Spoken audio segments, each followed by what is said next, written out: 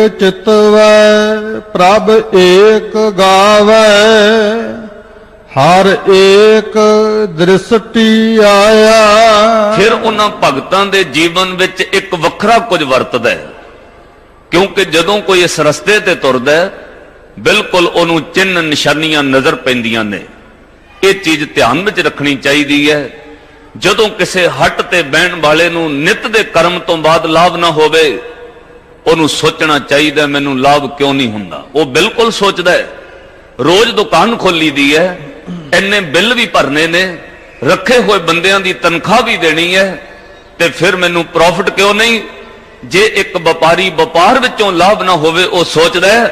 हजूर ने कहा रब दे रस्ते ते तुरन वालिया, वैसे ते इत्थे ये सौदा लाभ ते हानि दा नहीं, पर तैनू विचार गुरमुखां विच बह के कर लेनी चाहिए है कि मैनू कुछ लाभ होया भी है कि नहीं। हजूर ने किरफ किया उन्हां दे जीवन विच फिर एक चीज वरतदी है, सब पासे उन्हां नूं इक्को ही दृष्टि नजर आउंदी है। एक नूं गाउंदे ने, एक नाल जुड़दे ने, एक तो मंगदे ने, एक नूं आराधदे ने, फिर इक्को ही सारे पासे दृष्टि नजर आउंदा है। ताइयों भट्ट साहिबाना गुरु अमरदास महाराज ने शब्द कहा, तैं पढ़ियो एक मन धरियो एक कर एक पछाणियो। हे गुरु अमरदास, तुसीं सब कुछ एक ही पढ़िया, इको ही पछाणिया, तुहानूं तां सुपने विच ही एक ही दिसिया। हजूर सच्चे पातशाह अज कहिंदे जो एक नूं गाउंदा है, ਉਹਦੇ जीवन विच वरतदा सब पासे एक ही दृष्ट नजर आउंदा है। बिनवंत नानक प्रभ करी किरपा पूरा सतगुर पाया। हजूर कहते हैं फिर वो प्रभु कृपा करता है ते पूरे सतगुरु दी ओस जपन वाले नूं प्राप्ति हो जाती है। फिर रंचक मात्र भी ओदे मन में संसार नहीं रहिंदा, वो पूरी उम्र प्रतीत विच जिउंदा है। दो शब्द ने गुरमत विच, एक भरोसा है एक प्रतीत है। भरोसा सिख रोज गुरु कोलों मंगदा है, ते प्रतीत गुरु ग्रंथ साहिब महाराज दी बाणी ने कहा, जाके हृदय विश्वास प्रभ आया, तत्त ज्ञान तिस मन प्रगटाया। जिहदे अंदर विश्वास ते प्रतीत ना बने, हजूर ने कहा वह बंदा संशय विच जिउंदा है, ते संशय विच जीण वाला गुरु दी प्रतीत गवा बैंदा है। अपनी प्रतीत आप ही खोबै, बोर उसका विश्वास ना होवे। प्रतीत दा अर्थ है जिहड़ी किसी चीज नूं वेख के उत्पन्न नहीं हुंदी। भरोसा हमेशा कुछ वेख के उत्पन्न हुंदा है। जदों कोई किसी ते भरोसा करदा है, पहला कहंदा कुछ महीने नूं रखो, फिर देखदे इत्ते भरोसा करना भी है कि नहीं। मालक पहला नौकर ते भरोसा नहीं करेगा, कुछ ना कुछ उहदी ईमानदारी वेखदा है। कई बार कोलों पैसे रख के वेखदा है ये चोरी करदा कि नहीं करदा, वो वेखण तो बाद भरोसा करदा है। गुरमत विच भरोसा भी है। गुरु कदे कदाई सिख नूं बहुत कोई दिखाउंदा भी है, सिखा तेरा भरोसा बन जाए, उस तो बाद तू प्रतीत में जिमें, कुछ मिल जाए तामी प्रतीत रवे, कुछ ना मिले तामी प्रतीत होनी चाहिए, प्रतीत टुटनी नहीं चाहिए। हजूर ने कहा जिस दिन उन्होंने पूरा सतगुरु मिलता है वह प्रतीत विच आ जाता है, बिल्कुल सवाल नहीं करता कि इन्ने साल गुजर गए रब ते दिस ही नहीं दिया। ओदे प्रेम में जिउंदा है, बस उन्होंने दिसे भावें ना दिसे, पर जपन विचों जो कुछ मिलता है ओदा मुल दुनिया में नहीं पाया जा सकता। एक शब्द गुरु ग्रंथ साहिब महाराज की बाणी विच भगत साहबाना कहा रब दा भेद नहीं मिलता, वो चक्कर चिन्ह रूप रंग जात वर्ण तो बिल्कुल निर्लेप है। और कमाल दी गल हर शरीर विच रहिंदा है, पर शरीर दे कीते हुए कर्मां दी मैल रब नूं नहीं लगदी। कई बंदियां दे सवाल ने कि जी फिर वो पापियां विच भी रहिंदा है, लोग इन्ना पाप अपराध बुरा कर्म करदे इहदे विच भी रब है। हां परमात्मा दी जोत सब दे अंदर है, पर मनुख दे कीते कर्मां दी मैल परमात्मा नूं बिल्कुल नहीं लगदी। महाराज ने बाणी अंदर बचन कहा मलै ना लाशै पार मलो पर मलियो बैठो री आई। वो परमात्मा सारियां दे अंदर सुगंध बन के रहिंदा है। ये सच है, जिवें सूरज सबना ते किरण पाउंदा है, वो फुल ते भी किरणा पाउंदा है ते गंदगी ते भी पाउंदा है, पर कदे सूरज दीयां किरणां गंदियां नहीं हुंदियां, उहनूं कदे दुर्गंध नहीं लगदी। इस तरह परमात्मा दी जोत रूपी किरण सारियां विच है, पर उहदी सुगंध रूपी किरण कदे गंदी नहीं हुंदी। मलै ना लाशै पार मलो, परम लियो बैठो री आई, आबद किने ना पेखियो, कौन जाने री भाई। हे भैणे, रब किसी ने आउंदिया ही नहीं वेख्या किधरों आउंदा है, ਉਹਦੇ ਬਾਰੇ कौन जान सकता है। फिर रब दे भेद बारे अगे साहब ने बचन किया, वो पता किस तरह लंघदा है। कई बार कोलों लंघ जाता है, बंदे नूं पता ही नहीं लगता रब लंघ गया। इस तरह गुरु कई बार कोलों सिख दे बहुत कुछ लगा दिंदा है, सिख दी समझ तो बाहर निकल जाती है गल। जो कुछ गुरु कोलों कह के लंघ जाता है, सिख नूं समझ ही नहीं आउंदी। इह ते भाग जागण तां गुरु अपनी मत दे के समझाउंदा है, नहीं ते माफ करियो असीं अपनियां सियाणपां विच ही रह जाईदा, असीं अर्थां दे विच ही डुब जाईदा। आ ते गलत उचारण है जी, आ इस तरह है जी, बस अपने भुलेखे विच रह जांदा है, प्रेम पैदा नहीं हुंदा। सिख कोल ज्ञान चाहीदा है, पर सिखा किते शरधा ते प्रेम ना गवा लई, जिहदे विचों शरधा ते प्रेम निकल जांदा है, ਉਹ मानो ज्ञान इस तरह है जिवें कल्ला शरीर होवे ते जिंद ना रवे। देखो शरीर कल्ला मिट्टी है, जिंद करके शरीर की कीमत है, ज्ञान की कीमत पैंदी है, पर सिक्खा शरधा ते प्रेम विच होना चाहिए। अगे हजूर ने बचन कहा, ज्यों आकाश है पंखी अलो, ज्यों आकाश है पंखी अलो, खोज निरखियो ना जाई। जदों आसमान विच पंछी उड़दा जी, ध्यान नाल सुनियो, ਉਹਦੀ कोई खोज नहीं लभदी। भाव ਉਹ कित्थों लंघिਆ, ਉਹਦੇ पिछे रस्ता नहीं रहिंदा। जदों पंछी आसमान विचों दूजे पासे जांदा है, कोई बंदा ਉਹਦਾ खोज, कोई रस्ता, कोई निशानी नहीं लभ सकदा। इत्थों पंछी आसमान विचों उड़ गया, ऐदां रब दा कोई खोज निशानी नहीं। ਉਹ कित्थों लंघ जांदा है, किहदे कोलों गुजर जांदा है, कई बार कोलों लंघ जांदा, भेद ही नहीं होंदा। अगे हजूर ने बचन कहे, ज्यों जल मझ है मछलो, मार्ग पेखणों ना जाई। जिवें पानी विचों मच्छी निकलदी है, फिर अगे गुजर जाती है, ते उस सरोवर विच पानी विच वेखो, तुहानूं मच्छी दा रस्ता नहीं लभेगा। जिथे भी मच्छियां रहिंदियां ने, जदों वो एक जगह तो दूजे जगह जाती है, रस्ता नहीं पिछे हुंदा, खोज मार्ग नहीं उहदा लभदा।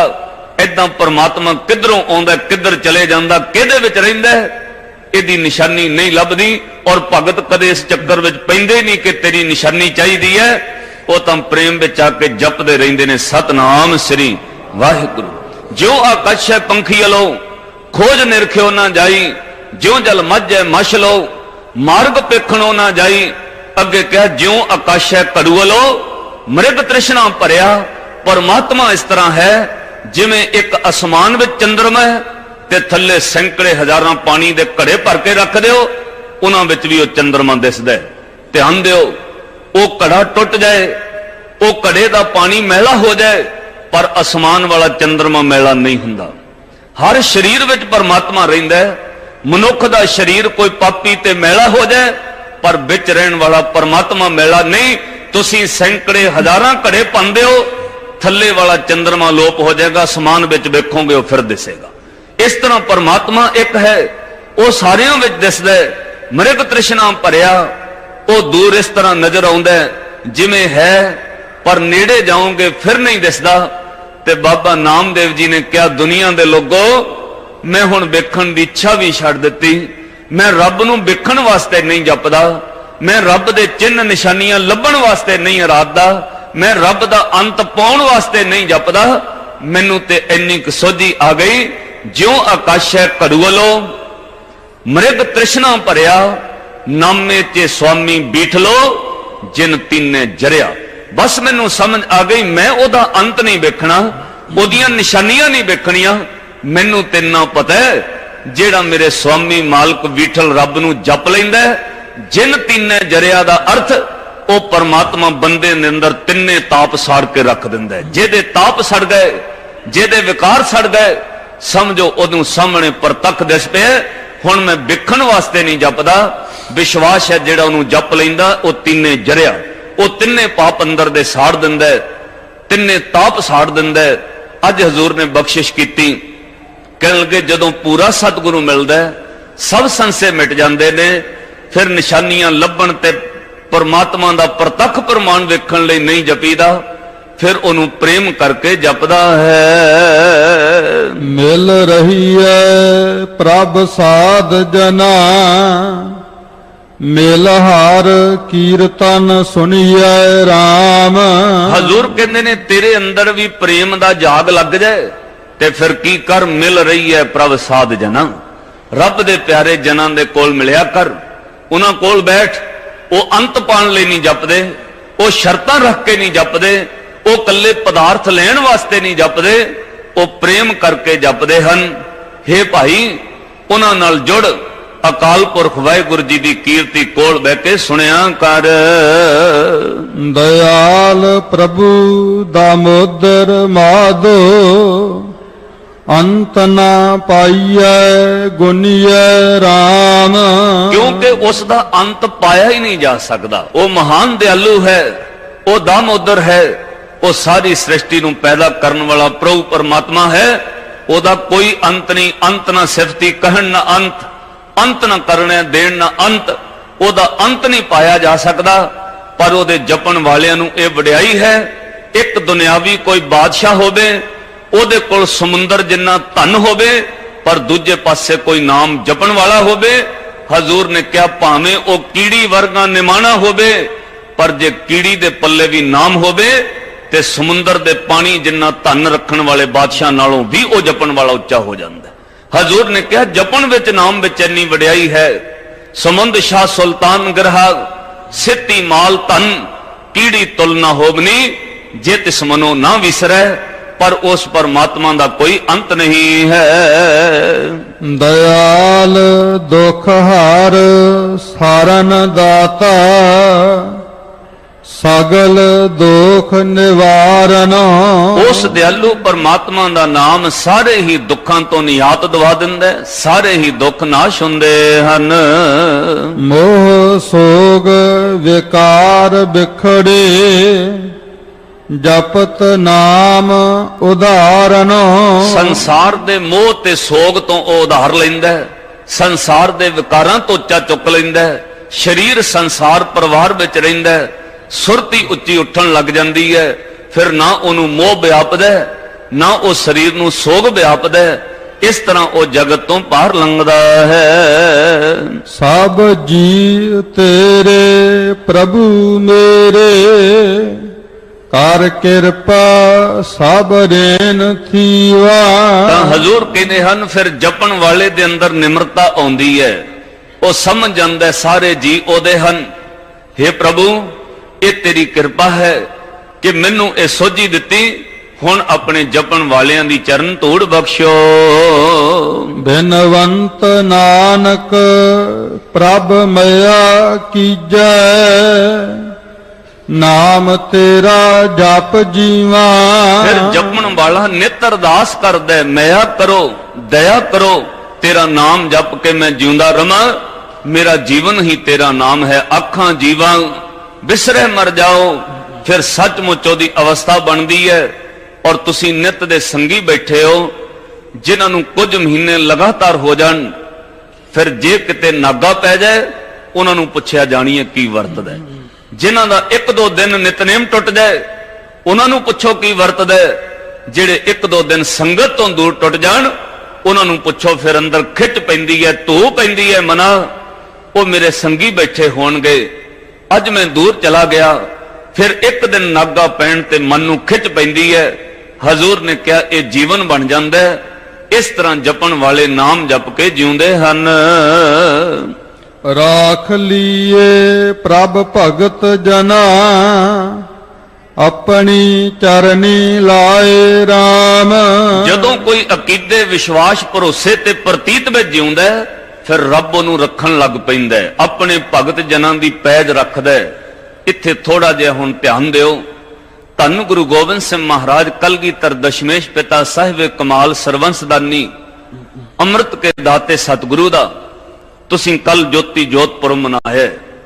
ਜਦੋਂ ਹਜ਼ੂਰ ਨੇ ਸਮੁੱਚੇ ਸਿੱਖ ਪੰਥ ਔਰ ਸਿੱਖਾਂ ਨੂੰ ਧੰਨ ਸ੍ਰੀ ਗੁਰੂ ਗ੍ਰੰਥ ਸਾਹਿਬ ਮਹਾਰਾਜ ਦੇ ਲੜ ਲਾਇਆ, ਸਿੱਖਾਂ ਨੇ ਹੱਥ ਜੋੜ ਕੇ ਕਿਹਾ ਪਾਤਸ਼ਾਹ, ਅੱਗੇ ਤੇ ਤੁਹਾਡੇ ਆਸਰੇ ਵਿੱਚ ਇੰਨੀ ਕੁ ਤਾਕਤ ਆਉਂਦੀ ਸੀ, ਅਸੀਂ 40 ਜਣੇ 10 ਲੱਖ ਨਾਲ ਲੜ ਪਈਦਾ ਸੀ। ਭੈ ਨਹੀਂ ਸੀ ਕਲਗੀਆਂ ਵਾਲਾ ਸਾਡੀ ਪਿੱਠ ਤੇ ਖਲੋਤਾ ਹੈ।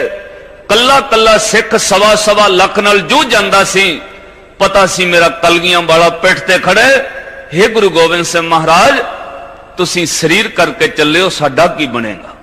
हजूर ने कहा संशय विच ना रहो खालसा जी, गुरु ग्रंथ साहब की ताबिया हुक्मनामा लो, गुरु ग्रंथ साहब तुहाडी अगवाई करनगे। गुरु ग्रंथ साहब जागदा गुरु है, तुहाडी हर पल अगवाई करनगे।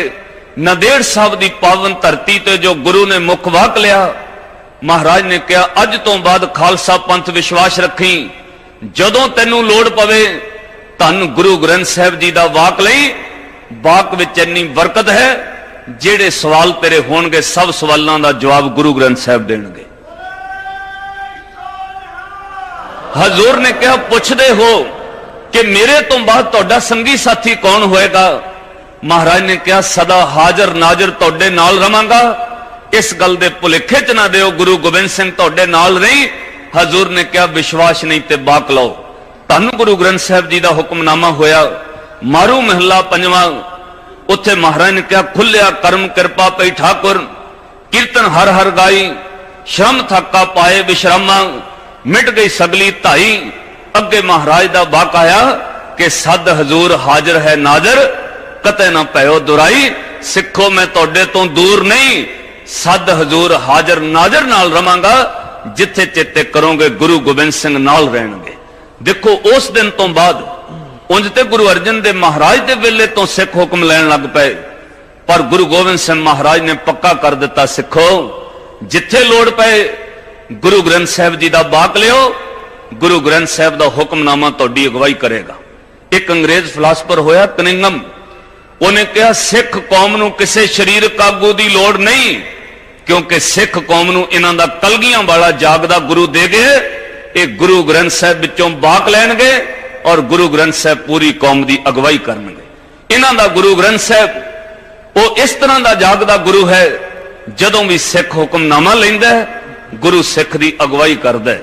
इतिहास पढ़ियो, उस दिन तो बाद जदों लोड़ पई सिखां ने वाक लिया, जदों लोड़ पई हुक्मनामा लिया, ते जेड़ा हुक्मनामे ते प्रतीत भरोसा करके तुरिया, गुरु ने उहदी कंध ते हथ रखिया, कदे पिठ नहीं लगन दिती। मैं एक वाकया कहना, वैसे ते इस पावन धरती उत्ते नित इस तरह दी कहानियां वरतदियां ने। जदों सन 1920 विच शूद्रां ने अमृत छकिया, छूतां ने जिन्हां लोग अखौती छूत कहंदे सन, जदों अमृत छक के कड़ा प्रशादी देग हरमंदर साहब लियाए, अगों अखौती ओ पुजारी उन्हां कह दिता छूत हन अखौती, इन्हां नूं किवें रलाइए, इन्हां दी देग दी अरदास हरमंदर साहब नहीं हो सकदी। ते फिर विचों सिखां ने कहा भरम विच क्यों पैंदे हो, आपां गुरु तो पुछ लैने आ। धन गुरु ग्रंथ साहब का हुक्मनामा लिया, हजूर ने बाक दे के कहा निगुणियां नूं आपे बख्श लै भाई, सतगुर की सेवा लाए। जदों गुरु निगुणियां नूं बख्श लैंदा है, अपनी सेवा विच त्रुट के आप लाउंदा है, ते सिखां नूं विश्वास आ गया इन्हां दी कड़ा प्रसाद दी देग प्रवान होनी चाहिदी है। किसे पुजारी दे कहण ते रोकी नहीं गई, क्यों गुरु ने जिन्हां नूं बख्श दिता है उन्हां नूं होर कोई खड़ा होकर कहे ये बख्शे नहीं गए, जिन्हों गुरु बख्श लैंदा वो तुर दरगाह विच बख्शिया जांदा है। 10 अप्रैल सन 1765 ईस्वी नूं सन 1763 का दिन सी विसाखी मनाई खालसा पंथ ने। मिसलां जुड़ के विसाखी का तिहार निभण तो बाद जिवें पुरब समाप्त होया, मिसलां आपो अपनी जगह चलियां गईयां। एक मिसल अजे इस जगह ते मौजूद सी। श्री अकाल तख्त साहब उत्ते जथेदार सरदार हरि सिंह भंगी की मिसल अमृत वेले आसा दी वार दे कीर्तन की समाप्ति हुई। हरमंदर साहब तो नहीं अकाल तख्त साहब मत्था टेकिया।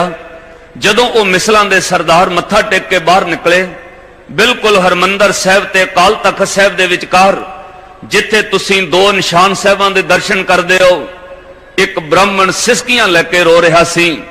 बुजुर्ग सरदार हरि सिंह भंगी दे कन्नां विच आवाज पई, उन्हें कहा कौन रोंदा है?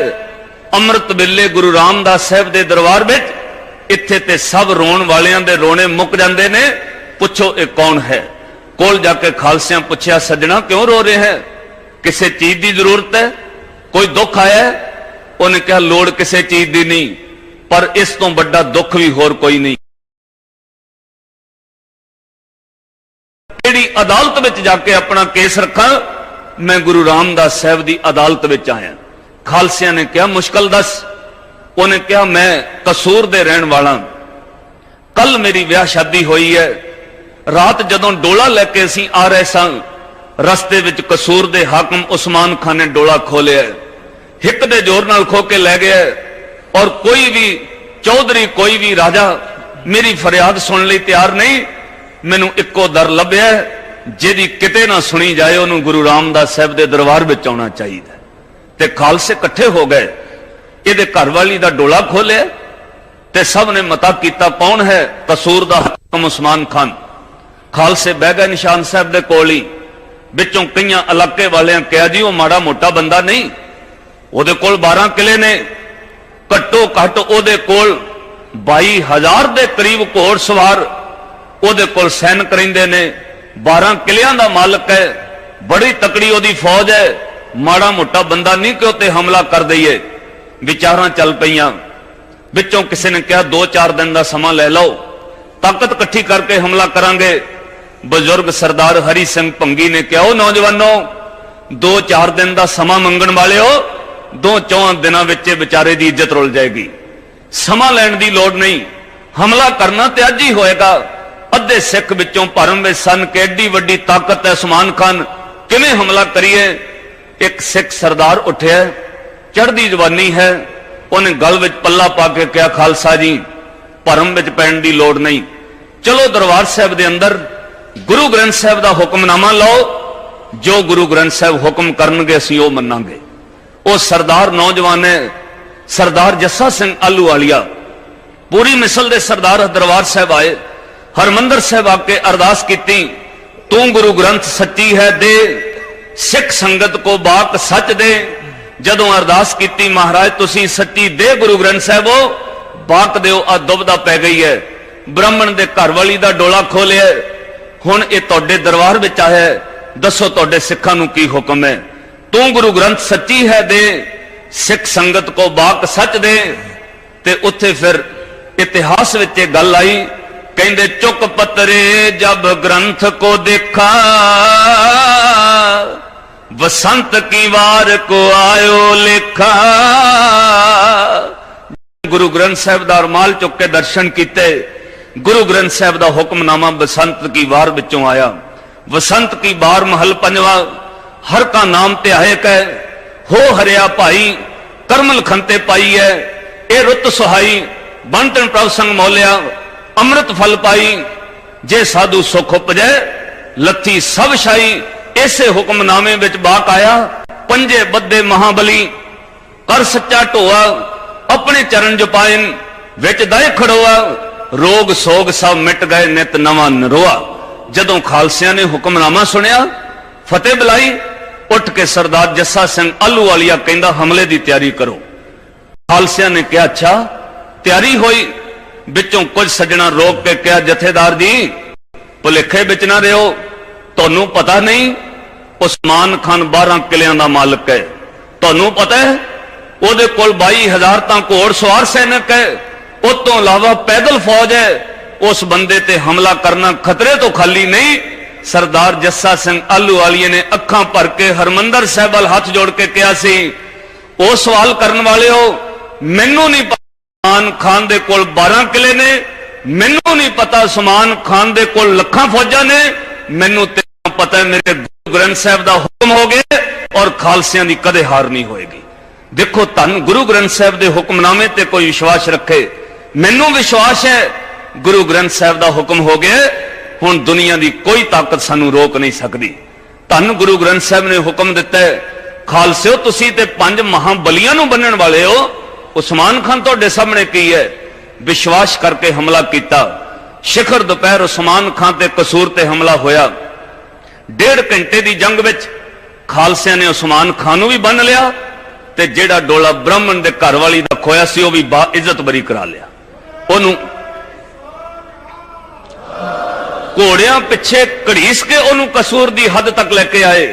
ਬ੍ਰਾਹਮਣ ਦੀ ਉਹ ਬੱਚੀ ਦਾ ਡੋਲਾ, ਉਸ ਬ੍ਰਾਹਮਣ ਦੇ ਘਰ ਵਾਲੀ ਦਾ ਉਹ ਸੁਹਾਗਵਤੀ ਡੋਲਾ ਵਾਪਸ ਹਰਮੰਦਰ ਸਾਹਿਬ ਲਿਆਂਦਾ, ਲਿਆ ਕੇ ਸ਼੍ਰੀ ਅਕਾਲ ਤਖਤ ਸਾਹਿਬ ਦੇ ਸਾਹਮਣੇ ਨਿਸ਼ਾਨ ਸਾਹਿਬ ਕੋਲੋਂ ਰੋ ਰਿਹਾ ਸੀ, ਉਹਨੂੰ ਲਿਆ ਕੇ ਉਹਦੇ ਘਰ ਵਾਲੀ ਸੌਂਪ ਦਿੱਤੀ, ਲੈ ਸੱਜਣਾ ਤੂੰ ਗੁਰੂ ਰਾਮਦਾਸ ਦੀ ਅਦਾਲਤ ਵਿੱਚ ਆਇਆ ਸੀ, गुरु रामदास जी ने फैसला कर दिता। अखां भर के कहना जी मैं इको ही अरदास करांगा, हे गुरु रामदास इस धरती ते जे कदे राज होवे ते सिर्फ खालसियां दा होवे, जेड़े बिना किसे बितकरे तो किसे दी बहु बेटी दी इज्जत बचा लेंदे ने।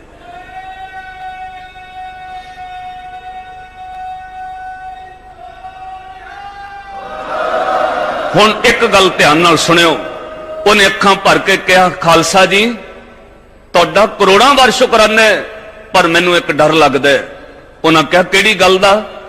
कह लगे लोकी गल्लां करनगे, इहदे घर वाली दा डोला खोलिया सी, उस्मान खान खो के लै गया, एक रात अद्धा दिन उस्मान खान ने इहदे घर वाली दा डोला अपने कसूर दे किले विच रखिया। महाराज लोक गल्लां ना करन।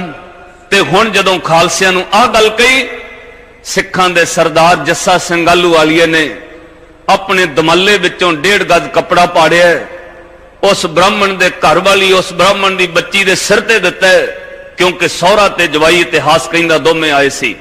जदों उस ब्राह्मण दे घर वाली दी सिर उत्ते कपड़ा दिता ते प्यार नाल कहा जा सिखा, वो प्यार वालिया अज तो बाद ये कली तेरे घर वाली नहीं, अज तो बाद किसे ब्राह्मण दी धी नहीं, अज तो बाद एक खालसियां दी धी है, जेड़ी एदे वल अख उठेगी वो धौन सिर धरते नहीं रहेगी, जेड़ी उंगल चुकेगी वो हथ वड के रख देंगे।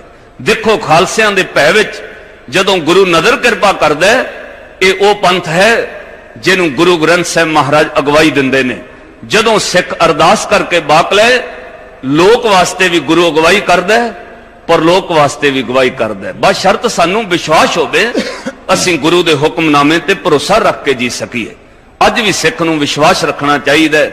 सतगुरु गुरु अर्जन देव महाराज अखीर हुण बख्शिश करदे ने, जिन्हां नूं विश्वास ते प्रतीत आ जांदी है, गुरु उन्हां दे नाल रहण लग पैंदा है, सद हजूर हाजिर नाजर रहिंदा है, फिर गुरु उन्हां नूं लोक ते परलोक दा साथ दिंदा है। आठ पहर अपना प्रभ सिमरै, एको नाम ध्याए राम। हजूर कहते हैं 8 पहर 8 पहर 24 घंटे वो परमात्मा वाहिगुरू जी दे भय विच रहिंदे हन, नाम सिमरदे हन, इक्को ही नाम नूं ध्याउंदे हन, एक तो सिवाए उन्हां दा होर किसे ते विश्वास नहीं। खालसियां नूं गुरु ने इहो जुगत दित्ती, एक ते विश्वास रखी, पढ़ लिया कर साहिब मेरा इक्को है भाई इक्को है, एक नूं ध्यान नाल सब दुख मिट जांदे हन। ध्याए सो प्रभ तरे भव जल, रहे आवन जाना। जो फिर एक नूं ध्याउंदे हन, संसार समुंदर भवजल तो तर जांदे हन। गुरु अर्जन देव महाराज कहंदे उन्हां दा आना जाना मिट जांदा है, वो बार बार जम्मन मरण दुख कष्ट विच नहीं पैंदे। सदा सुख कल्याण कीर्तन, प्रभ लगा मीठा भाना। वाहिगुरू दी कीर्ति विच जिउंदे हन ते रब दा भाना मिठा करके मनदे ने, रोस नहीं करदे, वो हुक्म तो रजा विच रहन लग जांदे हन। सब इश पुन्नी आस पूरी, मिले सतगुर पूरिया। फिर सिख नूं विश्वास होंदा है मेरा गुरु जेड़ा है वो इस तरह दा है कि सब इच्छावां पूरियां कर सकदा है। विश्वास नाल सिख जिउंदा है, जदों गुरु दी मत लैके नाम जपदा है, ओदियां सब इच्छा आसा पूरियां हो जांदियां हन ते सारे ही दुख चोरे मिट जांदे हन। बिनवंत नानक प्रभ आप मिले, फिर नाही दुख विसूरिया।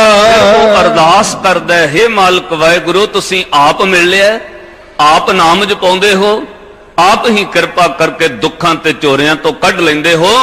सिख फिर अपनी मत दा हंकार नहीं करदा, गुरु दी मत धारण करके कहंदा हे पातशाह मेरे राम राय सुख तेरा दिता लही है। वो हथ जोड़ के कहंदा मेरे राम राय ज्यों रखै त्यों रही है, तुद भावै तां नाम जपावै, सुख तेरा दिता लही है, मुक्त भुगत जुगत तेरी सेवा, जिस तू आप कराए, जह बुकुंठ तै कीर्तन, जह कीर्तन तेरा तै आपे शरदा लाए। हे मालक वाहिगुरू शरदा भी तू लाउना, कीर्ति भी तू बख्शदा, तेरी सेवा विच मुक्त भुगत संसार दे सब सुख ने। ਫਿਰ ਸਿੱਖ ਵਿਸ਼ਵਾਸ ਰੱਖ ਕੇ ਉੱਠਦਿਆਂ ਬੈਂਦਿਆਂ ਤੁਰਦਿਆਂ ਫਿਰਦਿਆਂ ਉਹਦੇ ਭਾਣੇ ਵਿੱਚ ਰਹਿ ਕੇ ਜਪਦਾ ਸਤਨਾਮ ਸ੍ਰੀ ਤੇ ਪਿਆਰ ਨਾਲ ਕਹਿੰਦਾ ਰਹਿੰਦਾ ਜਿਉਂ ਰੱਖੈ ਤਿਉਂ ਰਹੀਐ ਮੇਰੇ RAM ਰਾਏ ਜਿਉਂ ਰੱਖੈ ਤਿਉਂ ਰਹੀਐ ਮੇਰੇ RAM ਰਾਏ ਜਿਉਂ ਰੱਖ ਤਿਉਂ ਰਹੀਐ ਮੇਰੇ ਵਾਹਿਗੁਰੂ ਜਿਉਂ ਰੱਖੈ ਤਿਉਂ ਤੁਧ ਭਾਵੈ ਤਾਂ ਨਾਮ ਜਪਾਵੈ ਤੁਧ ਭਾਵੈ ਤਾਂ ਨਾਮ ਜਪਾਵੈ ਤੁਧ ਭਾਵੈ ਤਾਂ ਨਾਮ ਤੁਧ ਭਾਵੈ ਤਾਂ ਸੁਖ ਤੇਰਾ ਦਿੱਤਾ ਲਈਐ ਮੇਰੇ RAM ਰਾਏ ਜਿਉਂ ਰੱਖੈ ਤਿਉਂ ਰਹੀਐ ਮੇਰੇ RAM ਰਾਏ ਜਿਉਂ ਰੱਖੈ ਤਿਉਂ ਜਿਉਂ ਰੱਖੈ ਮੇਰੇ RAM ਰਾਏ। ਸਿੱਖ ਦੀ ਫਿਰ ਅਰਦਾਸ ਹੈ, ਉਹ ਭਾਣੇ ਵਿੱਚ ਰਹਿੰਦਾ, ਰਜਾ ਵਿੱਚ ਰਹਿੰਦਾ ਤੇ ਹੱਥ ਜੋੜ ਕੇ ਕਹਿੰਦਾ ਮੇਰੇ RAM ਰਾਏ ਜਿਉਂ ਰੱਖੈ ਤਿਉਂ ਰਹੀਐ ਤੁਧ ਭਾਵੈ ਤਾਂ ਨਾਮ ਜਪਾਵੈ ਸੁਖ ਤੇਰਾ ਦਿੱਤਾ ਲਹੀਐ। ਉਹਦੀ ਅਰਦਾਸ ਵਿੱਚ ਇੰਨਾ ਵਿਸ਼ਵਾਸ ਹੁੰਦਾ ਅਬ ਹਮ ਚਲੀ ਠਾਕੁਰ ਪੈ ਹਾਰ ਜਬ ਹਮ ਸ਼ਰਨ ਪ੍ਰਭੂ ਕੀ ਆਈ ਰਾਖ ਪ੍ਰਭੂ ਭਾਵੇਂ ਮਾਰ। ਇੰਨੇ ਵਿਸ਼ਵਾਸ ਨਾਲ ਅਰਦਾਸ ਕਰਦਾ ਫਿਰ ਗੁਰੂ ਰਾਮਦਾਸ ਡੋਲਣ ਨਹੀਂ ਦਿੰਦੇ, ਉਹ ਡਿੱਗਦਿਆਂ ਨੂੰ ਚੁੱਕ ਕੇ ਗਲ ਨਾਲ ਲਾ ਲੈਂਦੇ ਹਨ। ਸਤਿਗੁਰੂ ਨਦਰ ਕਿਰਪਾ ਕਰਨ, ਆਪਣਾ ਵਿਸ਼ਵਾਸ ਜਾਗੇ। ਇੰਨੀਆਂ ਬੇਨਤੀਆਂ ਪ੍ਰਵਾਨ ਕਰਿਆ ਜੇ। ਹੋਈਆਂ ਭੁੱਲਾਂ ਚੁੱਕਾਂ ਦੀ ਖਿਮਾ ਬਖਸ਼ਣੀ। ਸਾਧ ਸੰਗਤ, ਸਮੂਹ ਸਾਧ ਸੰਗਤ ਦਾ ਧੰਨਵਾਦ। ਸਮੁੱਚੇ ਸਿੰਘ ਸਹਿਬਾਨ ਜੀਆਂ ਦਾ ਬਹੁਤ ਧੰਨਵਾਦ। ਕੋਟਨ ਕੋਟ ਸ਼ੁਕਰ ਪਿਤਾ ਗੁਰੂ ਗ੍ਰੰਥ ਸਾਹਿਬ ਮਹਾਰਾਜ ਜੀ ਦਾ, ਜੋ ਆਪ ਤਰੁੱਠ ਕੇ ਬਖਸ਼ਿਸ਼ਾਂ ਕਰਦੇ ਹਨ। ਸਤਿਗੁਰੂ ਨਦਰ ਕਰਨ ਆਪ ਸੰਗਤ ਦੀ ਚਰਨ ਧੂੜ ਮਿਲੇ, ਸਾਡਾ ਵੀ ਜੀਵਨ ਜਨਮ ਸਫਲ ਹੋਵੇ। ਭਾਈ ਸਾਹਿਬ ਜੀਆਂ ਦਾ ਧੰਨਵਾਦ, ਸਿੰਘ ਸਾਹਿਬ ਜੀ ਦਾ। ਆਓ ਆਖਰੀ ਪੰਕਤੀ ਸਰਵਣ ਕਰਕੇ ਆਗਿਆ ਲਈਏ ਜੀ। ਸਭ ਇੱਛ ਪੁੰਨੀ ਆਸ ਪੂਰੀ ਮਿਲੇ ਸਤਿਗੁਰ ਪੂਰਿਆ ਬਿਨਵੰਤ ਨਾਨਕ ਪ੍ਰਭ ਆਪ ਮਿਲੇ ਫਿਰ ਨਾਹੀ ਦੁਖ ਵਿਸੂਰਿਆ। ਵਾਹਿਗੁਰੂ ਜੀ ਕਾ ਖਾਲਸਾ, ਵਾਹਿਗੁਰੂ ਜੀ ਕੀ ਫਤਿਹ।